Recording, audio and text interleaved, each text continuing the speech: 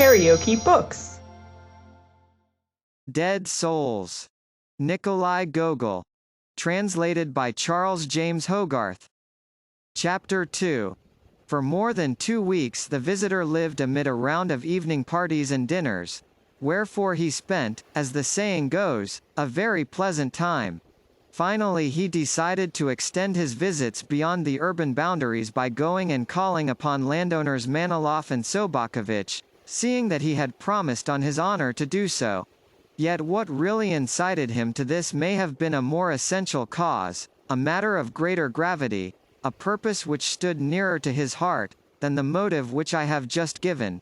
And of that purpose the reader will learn if only he will have the patience to read this prefatory narrative, which, lengthy though it be, may yet develop and expand in proportion as we approach the denouement with which the present work is destined to be crowned.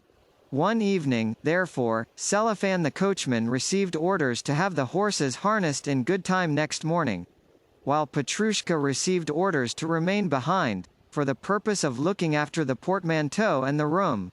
In passing, the reader may care to become more fully acquainted with the 2 serving men of whom I have spoken. Naturally, they were not persons of much note, but merely what folk call characters of secondary, or even of tertiary, importance. Yet, despite the fact that the springs and the thread of this romance will not depend upon them, but only touch upon them, and occasionally include them, the author has a passion for circumstantiality, and, like the average Russian, such a desire for accuracy as even a German could not rival. To what the reader already knows concerning the personages in hand it is therefore necessary to add that Petrushka usually wore a cast-off brown jacket of a size too large for him, as also that he had, according to the custom of individuals of his calling, a pair of thick lips and a very prominent nose. In temperament he was taciturn rather than loquacious, and he cherished a yearning for self-education. That is to say, he loved to read books, even though their contents came alike to him whether they were books of heroic adventure or mere grammars or liturgical compendia.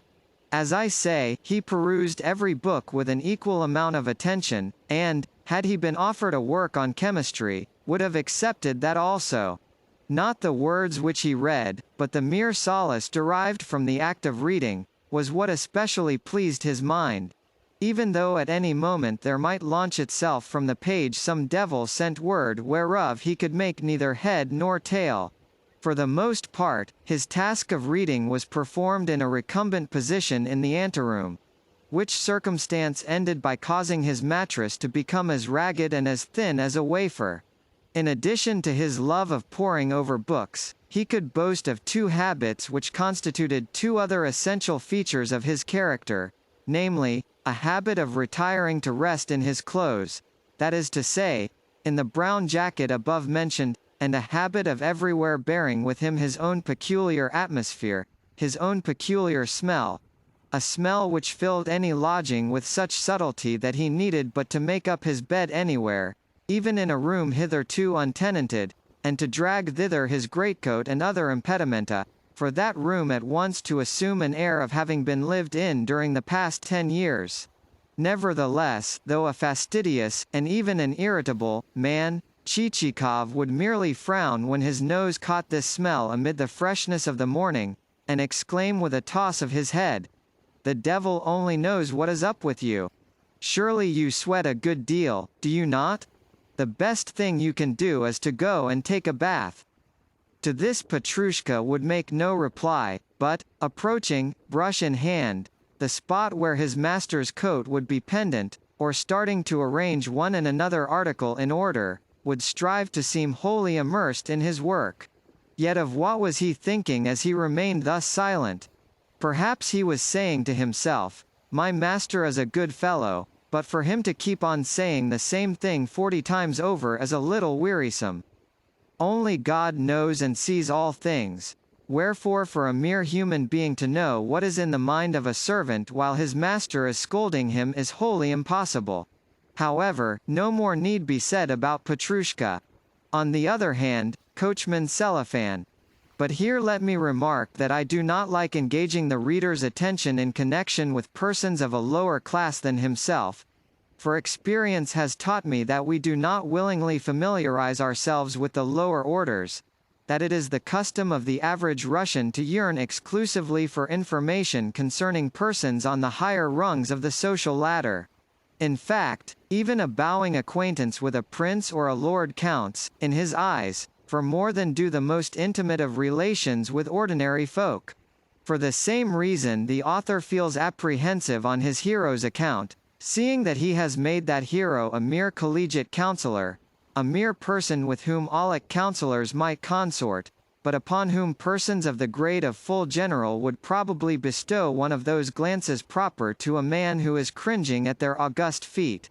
Worse still, such persons of the grade of general are likely to treat Chichikov with studied negligence, and to an author studied negligence spells death.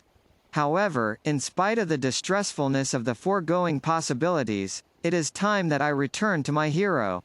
After issuing, overnight, the necessary orders, he awoke early, washed himself, rubbed himself from head to foot with a wet sponge, a performance executed only on Sundays, and the day in question happened to be a Sunday, shaved his face with such care that his cheeks issued of absolutely satin-like smoothness and polish, donned first his bilberry-colored, spotted frock-coat, and then his bearskin overcoat, descended the staircase, attended, throughout, by the waiter, and entered his britchka. With a loud rattle the vehicle left the inn yard, and issued into the street.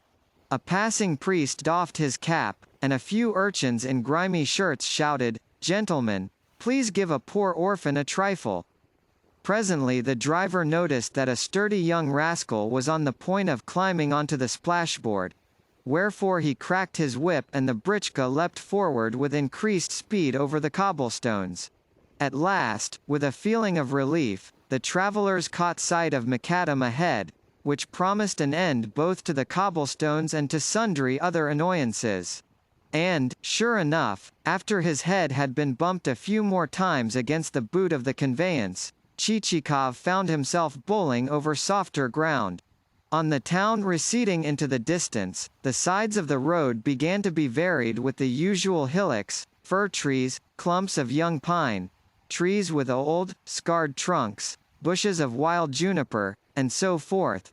Presently there came into view also strings of country villas which, with their carved supports and grey roofs, the latter looking like pendant, embroidered tablecloths, resembled, rather, bundles of old faggots. Likewise the customary peasants, dressed in sheepskin jackets, could be seen yawning on benches before their huts, while their womenfolk, fat of feature and swathed of bosom, gazed out of upper windows, and the windows below displayed, here a peering calf, and there the unsightly jaws of a pig. In short, the view was one of the familiar type.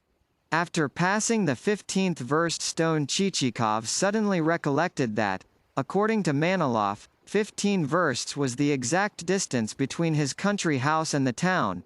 But the 16th verst stone flew by, and the said country house was still nowhere to be seen. In fact, but for the circumstance that the travellers happened to encounter a couple of peasants, they would have come on their errand in vain.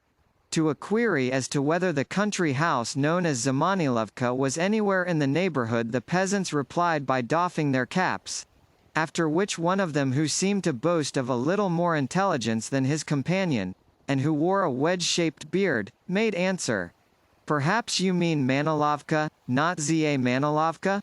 Yes, Manilovka." "Manilovka, eh? Well, you must continue for another verst, and then you will see it straight before you, on the right." "On the right?"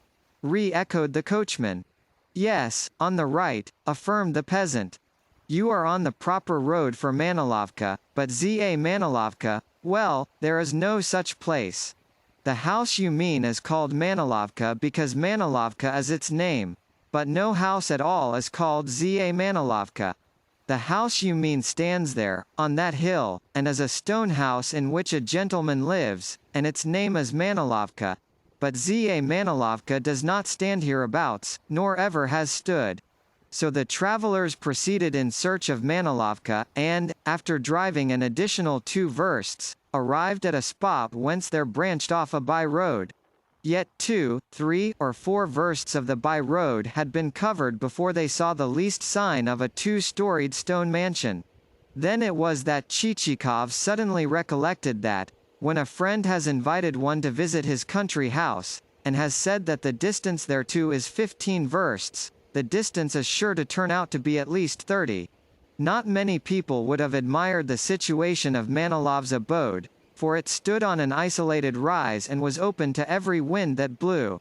On the slope of the rise lay closely mown turf, while, disposed here and there, after the English fashion, were flower beds containing clumps of lilac and yellow acacia. Also, there were a few insignificant groups of slender-leaved, pointed-tipped birch trees, with, under 2 of the latter, an arbor having a shabby green cupola, some blue-painted wooden supports, and the inscription, "This is the Temple of Solitary Thought." Lower down the slope lay a green-coated pond. Green-coated ponds constitute a frequent spectacle in the gardens of Russian landowners. And, lastly, from the foot of the declivity there stretched a line of mouldy, log-built huts which, for some obscure reason or another, our hero set himself to count. Up to 200 or more did he count, but nowhere could he perceive a single leaf of vegetation or a single stick of timber. The only thing to greet the eye was the logs of which the huts were constructed. Nevertheless, the scene was to a certain extent enlivened by the spectacle of 2 peasant women who, with clothes picturesquely tucked up, were wading knee-deep in the pond and dragging behind them, with wooden handles, a ragged fishing net, in the meshes of which 2 crawfish and a roach with glistening scales were entangled. The women appeared to have cause of dispute between themselves, to be rating one another about something. In the background, and to one side of the house, showed a faint, dusky blur of pinewood, and even the weather was in keeping with the surroundings, since the day was neither clear nor dull, but of the grey tint which may be noted in uniforms of garrison soldiers which have seen long service. To complete the picture, a cock, the recognized harbinger of atmospheric mutations, was present, and, in spite of the fact that a certain connection with affairs of gallantry had led to his having had his head pecked bare by other cocks, he flapped a pair of wings, appendages as bare as 2 pieces of bast, and crowed loudly. As Chichikov approached the courtyard of the mansion he caught sight of his host, clad in a green frock coat, standing on the veranda and pressing one hand to his eyes to shield them from the sun and so get a better view of the approaching carriage. In proportion as the britchka drew nearer and nearer to the veranda, the host's eyes assumed a more and more delighted expression, and his smile a broader and broader sweep. "Paul Ivanovitch," he exclaimed when at length Chichikov leapt from the vehicle. "Never should I have believed that you would have remembered us." The 2 friends exchanged hearty embraces, and Manilov then conducted his guest to the drawing-room. During the brief time that they are traversing the hall, the anteroom, and the dining-room, let me try to say something concerning the master of the house. But such an undertaking bristles with difficulties. It promises to be a far less easy task than the depicting of some outstanding personality which calls but for a wholesale dashing of colors upon the canvas. The colors of a pair of dark, burning eyes, a pair of dark, beetling brows, a forehead seamed with wrinkles, a black, or a fiery red, cloak thrown backwards over the shoulder, and so forth, and so forth. Yet, so numerous are Russian serf owners that, though careful scrutiny reveals to one's sight a quantity of outre peculiarities, they are, as a class, exceedingly difficult to portray, and one needs to strain one's faculties to the utmost before it becomes possible to pick out their variously subtle, their almost invisible, features. In short, one needs, before doing this, to carry out a prolonged probing with the aid of an insight sharpened in the acute school of research. Only God can say what Manilov's real character was. A class of men exists whom the proverb has described as men unto themselves, neither this nor that, neither Bogdan of the city nor Cellophane of the village. And to that class we had better assign also Manilov. Outwardly he was presentable enough, for his features were not wanting in amiability, but that amiability was a quality into which there entered too much of the sugary element, so that his every gesture, his every attitude, seemed to connote an excess of eagerness to curry favor and cultivate a closer acquaintance. On first speaking to the man, his ingratiating smile, his flaxen hair, and his blue eyes would lead one to say, "What a pleasant, good-tempered fellow he seems." Yet during the next moment or two one would feel inclined to say nothing at all, and, during the third moment, only to say, "The devil alone knows what he is." And should, thereafter, one not hasten to depart, one would inevitably become overpowered with the deadly sense of ennui which comes of the intuition that nothing in the least interesting is to be looked for, but only a series of wearisome utterances of the kind which are apt to fall from the lips of a man whose hobby has once been touched upon. For every man has his hobby.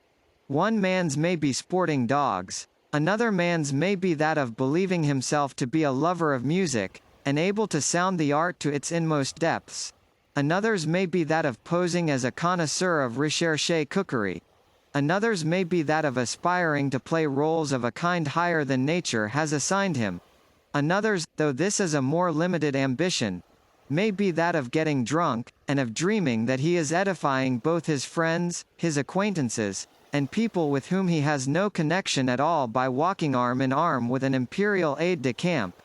Another's may be that of possessing a hand able to chip corners off aces and deuces of diamonds. Another's may be that of yearning to set things straight, in other words, to approximate his personality to that of a stationmaster or a director of posts. In short, almost every man has his hobby or his leaning.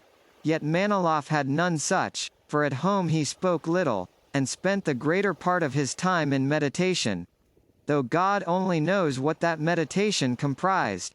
Nor can it be said that he took much interest in the management of his estate, for he never rode into the country, and the estate practically managed itself. Whenever the bailiff said to him, "It might be well to have such and such a thing done," he would reply, "Yes, that is not a bad idea," and then go on smoking his pipe, a habit which he had acquired during his service in the army, where he had been looked upon as an officer of modesty, delicacy, and refinement. "Yes, it is not a bad idea," he would repeat. Again, whenever a peasant approached him and, rubbing the back of his neck, said, "Baron, may I have leave to go and work for myself, in order that I may earn my obrok?" he would snap out, with pipe in mouth as usual, "Yes, go," and never trouble his head as to whether the peasant's real object might not be to go and get drunk. True, at intervals he would say, while gazing from the veranda to the courtyard, and from the courtyard to the pond, that it would be indeed splendid if a carriage drive could suddenly materialize, and the pond as suddenly become spanned with a stone bridge, and little shops as suddenly arise whence peddlers could dispense the petty merchandise of the kind which peasantry most need. And at such moments his eyes would grow winning, and his features assume an expression of intense satisfaction. Yet never did these projects pass beyond the stage of debate. Likewise there lay in his study a book with the 14th page permanently turned down. It was a book which he had been reading for the past 2 years. In general, something seemed to be wanting in the establishment. For instance, although the drawing-room was filled with beautiful furniture, and upholstered in some fine silken material which clearly had cost no inconsiderable sum, 2 of the chairs lacked any covering but bast, and for some years past the master had been accustomed to warn his guests with the words, "Do not sit upon these chairs. They are not yet ready for use." Another room contained no furniture at all, although, a few days after the marriage, it had been said, "My dear, tomorrow let us set about procuring at least some temporary furniture for this room." Also, every evening would see placed upon the drawing-room table a fine bronze candelabrum, a statuette representative of the 3 Graces, a tray inlaid with mother of pearl, and a rickety, lop-sided copper invalide. Yet of the fact that all 4 articles were thickly coated with grease neither the master of the house nor the mistress nor the servants seemed to entertain the least suspicion. At the same time, Maniloff and his wife were quite satisfied with each other. More than 8 years had elapsed since their marriage, yet one of them was forever offering his or her partner a piece of apple or a bonbon or a nut, while murmuring some tender something which voiced a wholehearted affection. "Open your mouth, dearest," thus ran the formula, "and let me pop into it this titbit." You may be sure that on such occasions the "dearest mouth" parted its lips most graciously. For their mutual birthdays the pair always contrived some surprise present, in the shape of a glass receptacle for tooth powder, or what not, and as they sat together on the sofa he would suddenly, and for some unknown reason, lay aside his pipe, and she her work, if at the moment she happened to be holding it in her hands, and husband and wife would imprint upon one another's cheeks such a prolonged and languishing kiss that during its continuance you could have smoked a small cigar. In short, they were what is known as a very happy couple. Yet it may be remarked that a household requires other pursuits to be engaged in than lengthy embracings and the preparing of cunning surprises. Yes, many a function calls for fulfillment. For instance, why should it be thought foolish or low to superintend the kitchen? Why should care not be taken that the storeroom never lacks supplies? Why should a housekeeper be allowed to thieve? Why should slovenly and drunken servants exist? Why should a domestic staff be suffered and indulge in bouts of unconscionable debauchery during its leisure time? Yet none of these things were thought worthy of consideration by Manilov's wife, for she had been gently brought up, and gentle nurture, as we all know, is to be acquired only in boarding schools, and boarding schools, as we know, hold the three principal subjects which constitute the basis of human virtue to be the French language, a thing indispensable to the happiness of married life, piano playing, a thing wherewith to beguile a husband's leisure moments, and that particular department of housewifery which is comprised in the knitting of purses and other surprises. Nevertheless, changes and improvements have begun to take place, since things now are governed more by the personal inclinations and idiosyncrasies of the keepers of such establishments. For instance, in some seminaries the regimen places piano playing first, and the French language second, and then the above department of housewifery, while in other seminaries the knitting of surprises heads the list, and then the French language, and then the playing of pianos, so diverse are the systems in force. None the less, I may remark that Madame Maniloff. But let me confess that I always shrink from saying too much about ladies. Moreover, it is time that we return to our heroes, who, during the past few minutes, have been standing in front of the drawing-room door, and engaged in urging one another to enter first. "Pray be so good as not to inconvenience yourself on my account," said Chichikov. "I will follow you." "No, Paul Ivanovitch, no. You are my guest." And Maniloff pointed towards the doorway. "Make no difficulty about it, I pray," urged Chichikov. "I beg of you to make no difficulty about it, but to pass into the room." "Pardon me, I will not. Never could I allow so distinguished and so welcome a guest as yourself to take second place. Why call me distinguished, my dear sir? I beg of you to proceed." "Nay, be you pleased to do so." "And why?" "For the reason which I have stated."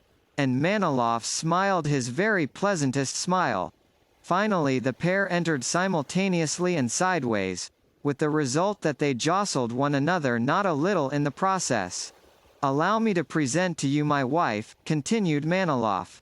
"My dear, Paul Ivanovitch."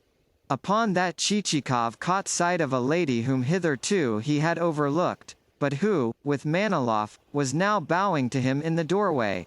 Not wholly of unpleasing exterior, she was dressed in a well-fitting, high-necked morning dress of pale-colored silk, and as the visitor entered the room her small white hands threw something upon the table and clutched her embroidered skirt before rising from the sofa where she had been seated. Not without a sense of pleasure did Chichikov take her hand as, lisping a little, she declared that she and her husband were equally gratified by his coming, and that, of late, not a day had passed without her husband recalling him to mind. "Yes," affirmed Maniloff, "and every day she has said to me, Why does not your friend put in an appearance? Wait a little, dearest, I have always replied. 'Twill not be long now before he comes. And you have come, you have honored us with a visit, you have bestowed upon us a treat destined to convert this day into a gala day, a true birthday of the heart. The intimation that matters had reached the point of the occasion being destined to constitute a true birthday of the heart caused Chichikov to become a little confused. Wherefore he made modest reply that, as a matter of fact, he was neither of distinguished origin nor distinguished rank. "Ah, you are so," interrupted Maniloff with his fixed and engaging smile. "You are all that, and more. How like you our town?" queried Madame. "Have you spent an agreeable time in it?" "Very," replied Chichikov. "The town is an exceedingly nice one, and I have greatly enjoyed its hospitable society. And what do you think of our governor?" "Yes, is he not a most engaging and dignified personage?"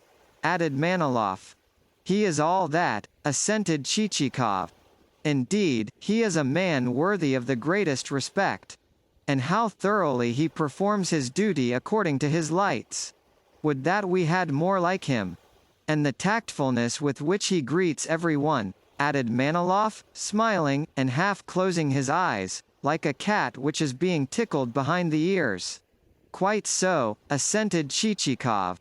"He is a man of the most eminent civility and approachableness. And what an artist! Never should I have thought he could have worked the marvelous household samplers which he has done. Some specimens of his needlework which he showed me could not well have been surpassed by any lady in the land. And the vice-governor, too, he is a nice man, is he not?" inquired Maniloff with renewed blinkings of the eyes. "Who? The vice-governor?" "Yes, a most worthy fellow," replied Chichikov. "And what of the chief of police? Is it not a fact that he too is in the highest degree agreeable? Very agreeable indeed. And what a clever, well-read individual! With him and the public prosecutor and the president of the local council I played whist until the cocks uttered their last morning crow. He is a most excellent fellow." "And what of his wife?" queried Madame Maniloff. "Is she not a most gracious personality?" "One of the best among my limited acquaintance," agreed Chichikov. Nor were the president of the local council and the postmaster overlooked, until the company had run through the whole list of urban officials.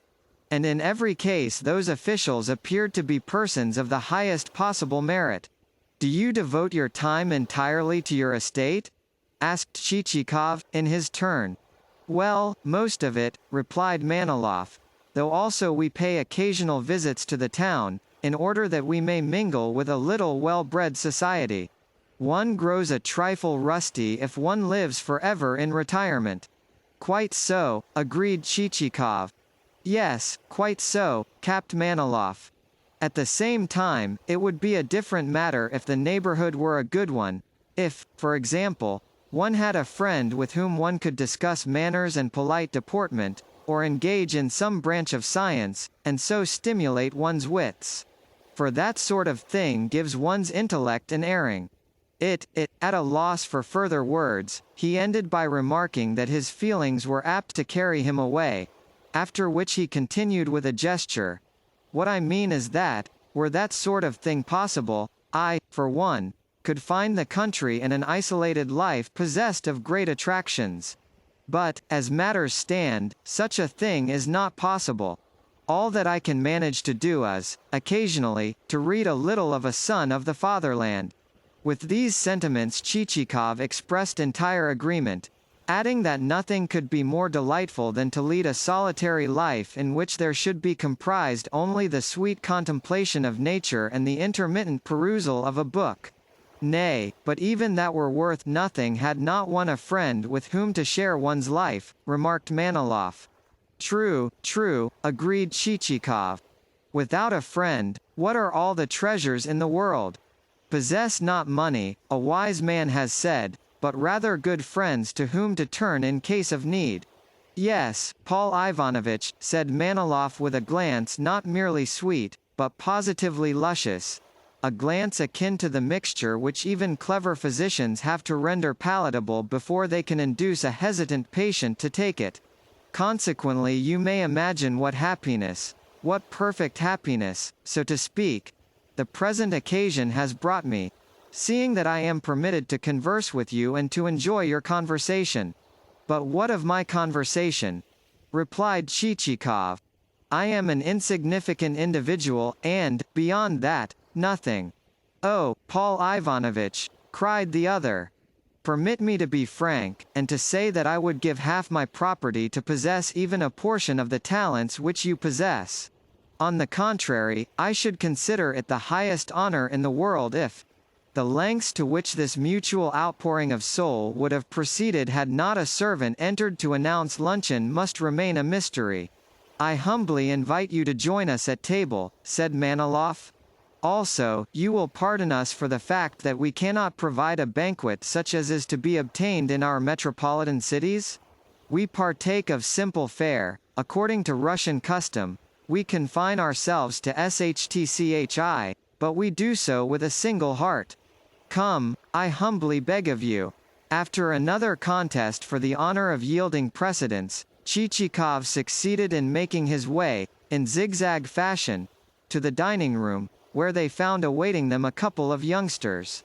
These were Manilov's sons, and boys of the age which admits of their presence at table, but necessitates the continued use of high chairs. Beside them was their tutor, who bowed politely and smiled, after which the hostess took her seat before her soup plate, and the guest of honor found himself ensconced between her and the master of the house, while the servant tied up the boys' necks in bibs. What charming children, said Chichikov as he gazed at the pair. And how old are they? The eldest is 8, replied Maniloff, and the younger one attained the age of 6 yesterday.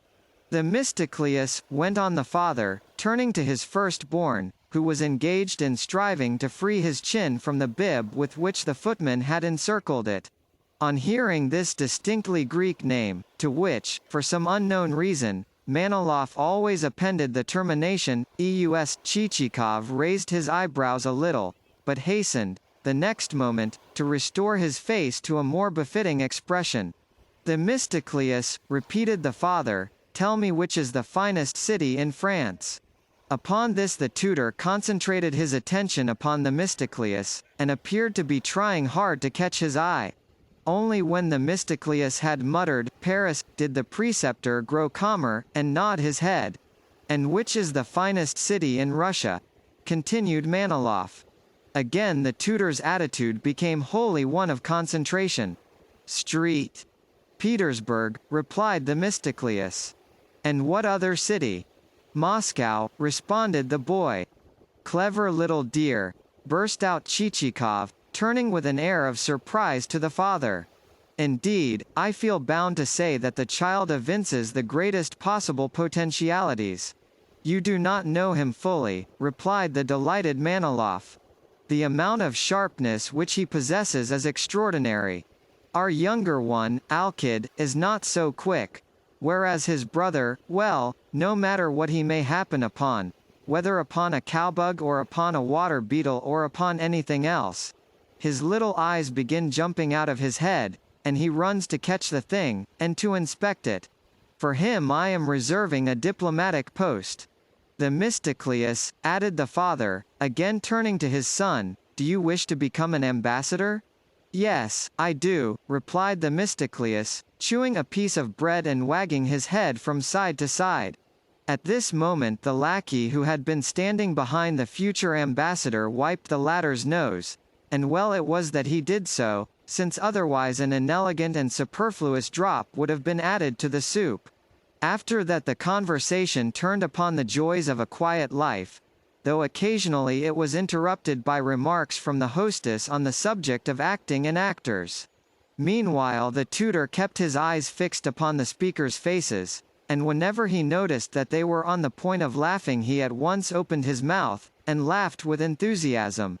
Probably he was a man of grateful heart who wished to repay his employers for the good treatment which he had received. Once, however, his features assumed a look of grimness as, Fixing his eyes upon his vis-a-vis, the boys, he tapped sternly upon the table. This happened at a juncture when the Themistocleus had bitten Alcid on the ear, and the said Alcid, with frowning eyes and open mouth, was preparing himself to sob in piteous fashion, until, recognizing that for such a proceeding he might possibly be deprived of his plate, he hastened to restore his mouth to its original expression, and fell tearfully to gnawing a mutton bone, the grease from which had soon covered his cheeks.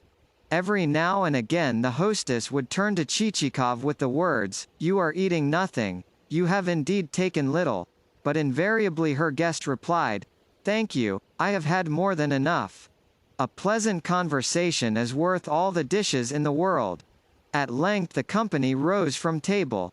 Maniloff was in high spirits, and, laying his hand upon his guest's shoulder, was on the point of conducting him to the drawing-room, when suddenly Chichikov intimated to him, with a meaning look, that he wished to speak to him on a very important matter. "That being so," said Maniloff, "allow me to invite you into my study." And he led the way to a small room which faced the blue of the forest. "This is my sanctum," he added.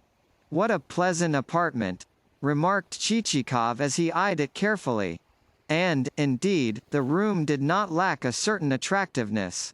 The walls were painted a sort of bluish-grey color, and the furniture consisted of 4 chairs, a settee, and a table, the latter of which bore a few sheets of writing paper and the book of which I have before had occasion to speak.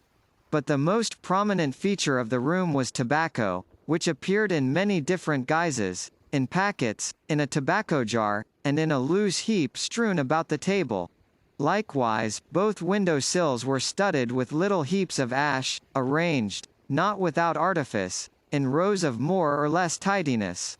Clearly smoking afforded the master of the house a frequent means of passing the time. "Permit me to offer you a seat on this settee," said Maniloff. "Here you will be quieter than you would be in the drawing-room. But I should prefer to sit upon this chair." "I cannot allow that," objected the smiling Maniloff. "The settee is specially reserved for my guests.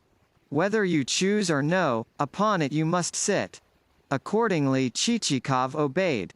"And also let me hand you a pipe." "No, I never smoke," answered Chichikov civilly, and with an assumed air of regret. "And why?" inquired Maniloff, equally civilly, but with a regret that was wholly genuine. "Because I fear that I have never quite formed the habit, owing to my having heard that a pipe exercises a desiccating effect upon the system. Then allow me to tell you that that is mere prejudice. Nay, I would even go so far as to say that to smoke a pipe is a healthier practice than to take snuff. Among its members our regiment numbered a lieutenant, a most excellent, well-educated fellow, who was simply incapable of removing his pipe from his mouth, whether at table or, pardon me, in other places. He is now 40, yet no man could enjoy better health than he has always done." Chichikov replied that such cases were common, since nature comprised many things which even the finest intellect could not compass. "But allow me to put to you a question," he went on in a tone in which there was a strange, or, at all events, rather a strange, note. For some unknown reason, also, he glanced over his shoulder. For some equally unknown reason, Maniloff glanced over his. "How long is it," inquired the guest, "since you last rendered a census return?" "Oh, a long, long time. In fact, I cannot remember when it was." "And since then have many of your serfs died?" "I do not know. To ascertain that I should need to ask my bailiff." "Footman, go and call the bailiff. I think he will be at home today." Before long the bailiff made his appearance. He was a man of under 40, clean-shaven, clad in a smock, and evidently used to a quiet life, seeing that his face was of that puffy fullness, and the skin encircling his slit-like eyes was of that sallow tint, which shows that the owner of those features is well acquainted with a feather-bed. In a trice it could be seen that he had played his part in life as all such bailiffs do, that, originally a young serf of elementary education, He had married some Agashka of a housekeeper or a mistress's favorite, and then himself become housekeeper, and, subsequently, bailiff. After which he had proceeded according to the rules of his tribe, that is to say, he had consorted with and stood in with the more well-to-do serfs on the estate, and added the poorer ones to the list of forced payers of Obrok, while himself leaving his bed at 9 o'clock in the morning, and, when the samovar had been brought, drinking his tea at leisure. "Look here, my good man," said Maniloff. "How many of our serfs have died since the last census revision? How many of them have died?" "Why, a great many." The bailiff hiccuped, and slapped his mouth lightly after doing so. "Yes, I imagined that to be the case," corroborated Maniloff. "In fact, a very great many serfs have died." He turned to Chichikov and repeated the words. "How many, for instance?" asked Chichikov. "Yes, how many?" re-echoed Maniloff. "How many?" re-echoed the bailiff. "Well, no one knows the exact number, for no one has kept any account." "Quite so," remarked Maniloff. "I supposed the death rate to have been high, but was ignorant of its precise extent." "Then would you be so good as to have it computed for me?" said Chichikov. "And also to have a detailed list of the deaths made out?" "Yes, I will, a detailed list," agreed Maniloff. "Very well." The bailiff departed. "For what purpose do you want it?" inquired Maniloff when the bailiff had gone. The question seemed to embarrass the guest, for in Chichikov's face there dawned a sort of tense expression, and it reddened as though its owner were striving to express something not easy to put into words. True enough, Maniloff was now destined to hear such strange and unexpected things as never before had greeted human ears. "You ask me," said Chichikov, "for what purpose I want the list. Well, my purpose in wanting it is this, that I desire to purchase a few peasants." And he broke off in a gulp. "But may I ask how you desire to purchase those peasants?" asked Maniloff. "With land, or merely as souls for transferment, that is to say, by themselves, and without any land?" "I want the peasants themselves only," replied Chichikov. "And I want dead ones at that." "What?" "Excuse me, but I am a trifle deaf." "Really, your words sound most strange." "All that I am proposing to do," replied Chichikov, "is to purchase the dead peasants who, at the last census, were returned by you as alive." Maniloff dropped his pipe on the floor, and sat gaping. Yes, the two friends who had just been discussing the joys of camaraderie sat staring at one another like the portraits which, of old, used to hang on opposite sides of a mirror. At length Maniloff picked up his pipe, and, while doing so, glanced covertly at Chichikov to see whether there was any trace of a smile to be detected on his lips, whether, in short, he was joking. But nothing of the sort could be discerned. On the contrary, Chichikov's face looked graver than usual. Next, Maniloff wondered whether, for some unknown reason, his guest had lost his wits, wherefore he spent some time in gazing at him with anxious intentness. But the guest's eyes seemed clear, they contained no spark of the wild, restless fire which is apt to wander in the eyes of madmen. All was as it should be. Consequently, in spite of Manilov's cogitations, he could think of nothing better to do than to sit letting a stream of tobacco smoke escape from his mouth. "So," continued Chichikov, "what I desire to know is whether you are willing to hand over to me, to resign, these actually non-living, but legally living, peasants, or whether you have any better proposal to make." Maniloff felt too confused and confounded to do aught but continue staring at his interlocutor. "I think that you are disturbing yourself unnecessarily," was Chichikov's next remark. "I? Oh no. Not at all," stammered Maniloff. "Only, pardon me, I do not quite comprehend you.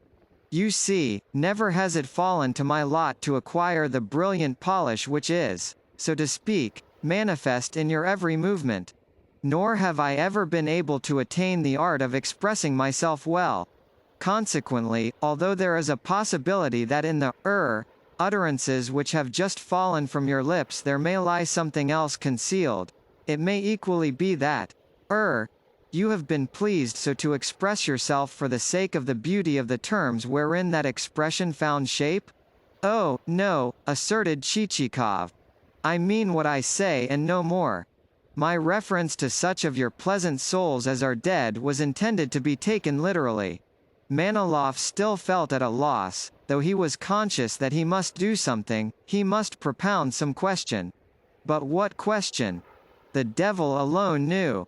In the end he merely expelled some more tobacco smoke, this time from his nostrils as well as from his mouth. So, went on Chichikov, if no obstacle stands in the way, we might as well proceed to the completion of the purchase. What? Of the purchase of the dead souls? Of the dead souls? Oh dear no. Let us write them down as living ones, seeing that that is how they figure in the census returns. Never do I permit myself to step outside the civil law, great though has been the harm which that rule has wrought me in my career. In my eyes an obligation is a sacred thing. In the presence of the law I am dumb. These last words reassured Manilov not a little, yet still the meaning of the affair remained to him a mystery. By way of answer, he fell to sucking at his pipe with such vehemence that at length the pipe began to gurgle like a bassoon. It was as though he had been seeking of it inspiration in the present unheard of juncture. But the pipe only gurgled, et praeterea nihil. Perhaps you feel doubtful about the proposal? Said Chichikov.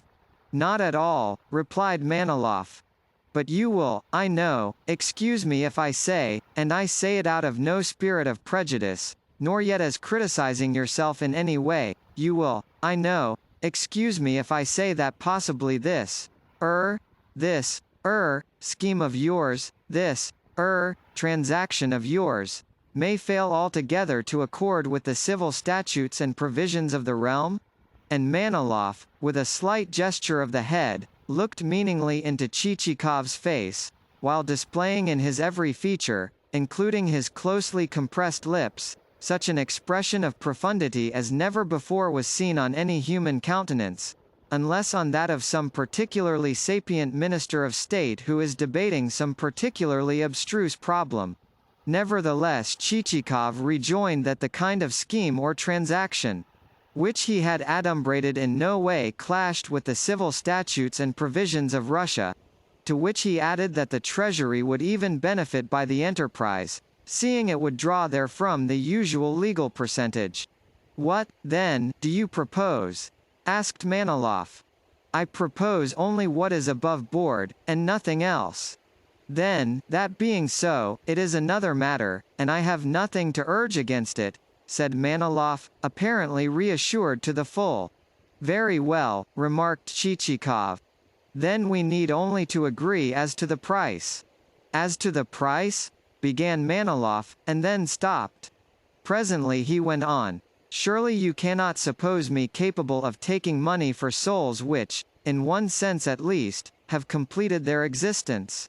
Seeing that this fantastic whim of yours, if I may so call it, has seized upon you to the extent that it has, I, on my side, shall be ready to surrender to you those souls unconditionally, and to charge myself with the whole expenses of the sale. I should be greatly to blame if I were to omit that. As soon as Manilov had pronounced these words, the face of his guest became replete with satisfaction. Indeed, grave and prudent a man though Chichikov was, he had much ado to refrain from executing a leap that would have done credit to a goat, an animal which, as we all know, finds itself moved to such exertions only during moments of the most ecstatic joy. Nevertheless the guest did at least execute such a convulsive shuffle that the material with which the cushions of the chair were covered came apart, and Manilov gazed at him with some misgiving. Finally Chichikov's gratitude led him to plunge into a stream of acknowledgment of a vehemence which caused his host to grow confused, to blush, to shake his head in deprecation, and to end by declaring that the concession was nothing, and that, his one desire being to manifest the dictates of his heart and the psychic magnetism which his friend exercised, he, in short, looked upon the dead souls as so much worthless rubbish. Not at all, replied Chichikov, pressing his hand, after which he heaved a profound sigh. Indeed, he seemed in the right mood for outpourings of the heart, for he continued, not without a ring of emotion in his tone. If you but knew the service which you have rendered to an apparently insignificant individual who is devoid both of family and kindred. For what have I not suffered in my time, I, a drifting bark amid the tempestuous billows of life? What harryings, what persecutions, have I not known? Of what grief have I not tasted? And why? Simply because I have ever kept the truth in view, because ever I have preserved inviolate and unsullied conscience, because ever I have stretched out a helping hand to the defenseless widow and the hapless orphan. After which outpouring Chichikov pulled out his handkerchief, and wiped away a brimming tear. Manilov's heart was moved to the core. Again and again did the two friends press one another's hands in silence as they gazed into one another's tear-filled eyes. Indeed, Manilov could not let go our hero's hand, but clasped it with such warmth that the hero in question began to feel himself at a loss how best to wrench it free. Until, quietly withdrawing it, he observed that to have the purchase completed as speedily as possible would not be a bad thing. Wherefore he himself would at once return to the town to arrange matters. Taking up his hat, therefore, he rose to make his adieus. "What? Are you departing already?" said Manilov, suddenly recovering himself, and experiencing a sense of misgiving. At that moment his wife sailed into the room. "Is Paul Ivanovitch leaving us so soon, dearest Lizanka?" she said with an air of regret. "Yes. Surely it must be that we have wearied him?" her spouse replied. "By no means," asserted Chichikov, pressing his hand to his heart. "In this breast, madam, will abide for ever the pleasant memory of the time which I have spent with you. Believe me, I could conceive of no greater blessing than to reside, if not under the same roof as yourselves, at all events in your immediate neighborhood." "Indeed?" exclaimed Manilov, greatly pleased with the idea. "How splendid it would be if you did come to reside under our roof, so that we could recline under an elm tree together, and talk philosophy, and delve to the very root of things." "Yes, it would be a paradisaical existence," agreed Chichikov with a sigh. Nevertheless he shook hands with Madame. "Farewell, Sudarina," he said. "And farewell to you, my esteemed host. Do not forget what I have requested you to do." "Rest assured that I will not," responded Manilov. "Only for a couple of days will you and I be parted from one another." With that the party moved into the drawing-room. "Farewell, dearest children," Chichikov went on as he caught sight of Alkid and Themistocleus, who were playing with a wooden hussar which lacked both a nose and one arm. "Farewell, dearest pets. Pardon me for having brought you no presents, but, to tell you the truth, I was not, until my visit, aware of your existence. However, now that I shall be coming again, I will not fail to bring you gifts. Themistocleus, to you I will bring a sword. You would like that, would you not?" "I should," replied Themistocleus. "And to you, Alkid, I will bring a drum. That would suit you, would it not?" And he bowed in Alkid's direction. "Zeth, a drum," lisped the boy, hanging his head. "Good. Then a drum it shall be, such a beautiful drum. What a tur-r-r-ru-ing and a tra-ta-ta-ta-ing you will be able to kick up. Farewell, my darling." And, kissing the boy's head, he turned to Manilov and Madame with the slight smile which one assumes before assuring parents of the guileless merits of their offspring. "But you had better stay, Paul Ivanovitch," said the father as the trio stepped out onto the veranda. "See how the clouds are gathering." "They are only small ones," replied Chichikov. "And you know your way to Sobokovich's?" "No, I do not, and should be glad if you would direct me." "If you like I will tell your coachman." And in very civil fashion Manilov did so, even going so far as to address the man in the second person plural. On hearing that he was to pass 2 turnings, and then to take a third, Selifan remarked, "We shall get there all right, sir," and Chichikov departed amid a profound salvo of salutations and wavings of handkerchiefs on the part of his host and hostess, who raised themselves on tiptoe in their enthusiasm. For a long while Manilov stood following the departing britchka with his eyes. In fact, he continued to smoke his pipe and gaze after the vehicle even when it had become lost to view. Then he re-entered the drawing-room, seated himself upon a chair, and surrendered his mind to the thought that he had shown his guest most excellent entertainment. Next, his mind passed imperceptibly to other matters, until at last it lost itself God only knows where. He thought of the amenities of a life, of friendship, and of how nice it would be to live with a comrade on, say, the bank of some river, and to span the river with a bridge of his own, and to build an enormous mansion with a facade lofty enough even to afford a view to Moscow. On that facade he and his wife and friend would drink afternoon tea in the open air, and discuss interesting subjects. After which, in a fine carriage, they would drive to some reunion or other, where with their pleasant manners they would so charm the company that the imperial government, on learning of their merits, would raise the pair to the grade of general or God knows what. That is to say, to heights whereof even Manilov himself could form no idea. Then suddenly Chichikov's extraordinary request interrupted the dreamer's reflections, and he found his brain powerless to digest it, seeing that, turn the matter about as he might, he could not properly explain its bearing. Smoking his pipe, he sat where he was until supper time. KaraokeBooks.